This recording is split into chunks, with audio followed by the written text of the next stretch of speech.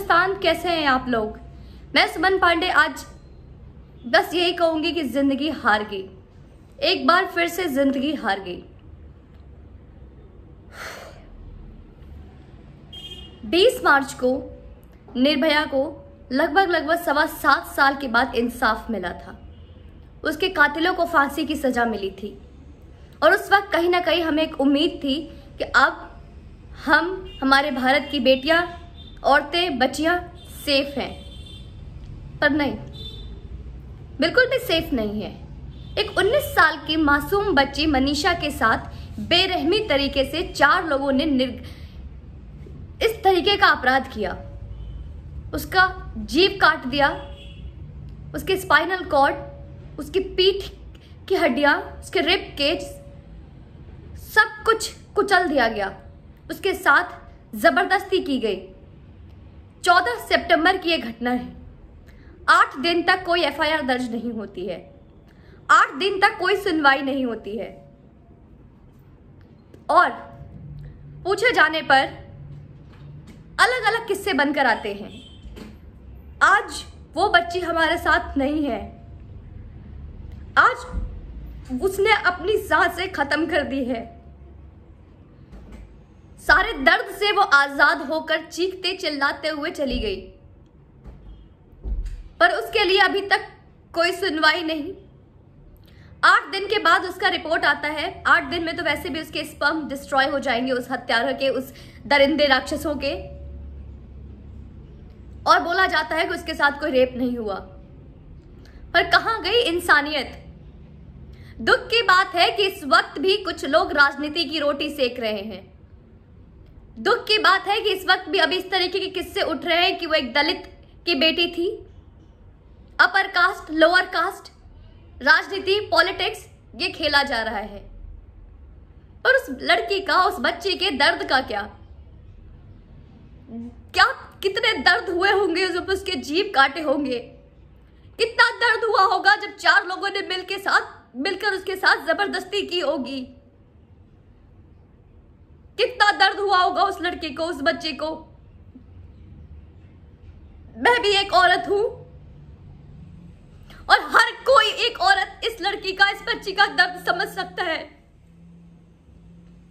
पूछे जाने के बाद बोला जाता है कि वो लड़की अपना बयान दर्ज नहीं करा पाई। Section 376D, section 376D rape का चार्ज नहीं लगाया गया। 307 अटेम्प्ट टू मर्डर लगाया गया, लेकिन रेप के चार्ज क्यों नहीं लगाए गए? पुलिस वालों ने क्या बोला कि लड़की अपना बयान दर्ज नहीं करा पाई। अरे जब उस मासूम बच्ची के जीभ काट दिए गए तो वो कहां से अपने बयान दर्ज कराएगी, कहां से कुछ बोलेगी? वो एक अनपढ़ लड़की थी, एक मासूम बच्ची थी, एक गरीब की बेटी थी, पढ़ी लिखी नहीं थी, वो लिख नहीं सकती थी। इसके लिए आपने उसका बयान दर्ज नहीं किया। 8 दिनों तक दिल्ली के सफदरजंग हॉस्पिटल में वो तड़पती रही, लड़ती रही, जूझती रही, आखिरी सांस तक इंसाफ के गुहार लगाती रही। उसके परिवार वालों ने पुलिस से बोला इसके साथ रेप हुआ है, लेकिन नहीं। आज मैं योगी सरकार से रिक्वेस्ट करती हूँ, उन पुलिस ऑफिसर्स को, आपने उन 4 दरिंदों को पकड़ लिया, लेकिन उन पुलिस ऑफिसर्स का क्या जो 8 दिनों तक कोई रिपोर्ट नहीं लिखते, कोई एफआईआर दर्ज नहीं कराते? क्यों उन दरिंदों को आपने, क्यों उन पुलिस ऑफिसर्स को आपने अभी तक नौकरी पे रखा है? उनको नौकरी से निलंबित क्यों नहीं करते? उनको नौकरी से निकाला क्यों नहीं गया अभी तक? उन 4 दरिंदों को अभी तक जेल में क्यों रखा गया है? क्यों नहीं बीच चौराहे पे आकर उसका ऐसे ही जीभ काट देते हैं जैसे कि एक बच्ची के साथ हुआ है? क्यों नहीं उसका भी गला दबा देते हो? क्यों नहीं उसके गला को काट देते हो? क्यों नहीं उसके स्पाइनल कॉर्ड को उसी तरीके से दर्द पहुंचाते हो?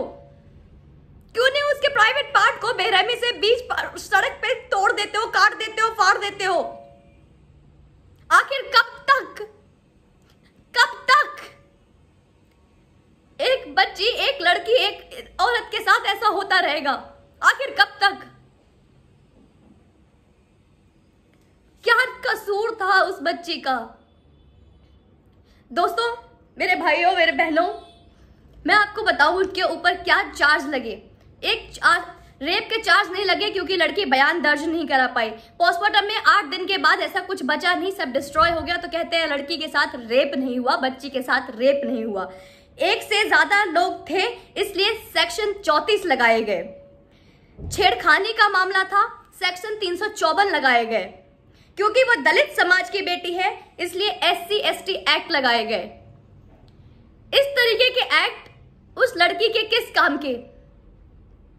आखिर क्यों नहीं है भारत की लड़कियां सुरक्षित? आखिर चाहे कोई स्टेट गवर्नमेंट हो चाहे सेंट्रल गवर्नमेंट हो, महिलाओं की सुरक्षा के लिए कहीं कोई कदम स्टेप क्यों नहीं लिया जाता? कोई कड़ी नियम क्यों नहीं बनाई जाती? क्यों नहीं कोई कानून है भारत में औरत की सुरक्षा के लिए, इन दरिंदों से बचाव के लिए? ऐसा कोई कानून क्यों नहीं बनाया जाता जिससे कि लड़की को छूने से पहले ये दरिंदे एक बार भारत की कानून को याद करें कि अगर पकड़े गए तो उनके साथ क्या हश्र होगी? आखिर किस दिन का इंतजार कर रही है ये भारत सरकार? आज यूपी सरकार क्यों मौन बैठी है? उन 4 लोगों को क्या रोटियां खिलाएगी जेल में? आज सवाल उठता है।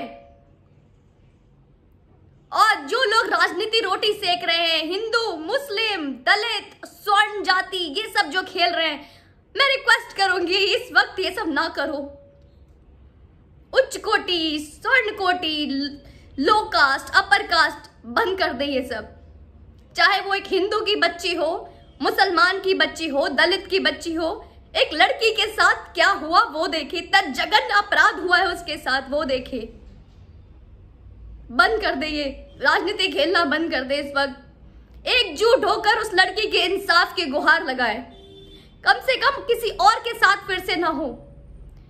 जब दिल्ली में यही निर्भया केस आया था तो एक उम्मीद जागी थी कि अब फिर से भारत सरकार कुछ करेगी, लेकिन कुछ नहीं किया। ये सब कुछ एक जगह जो आप करते हो मोदी जी, सब एक तरफ, लेकिन भारत की महिलाओं की सुरक्षा कहां है?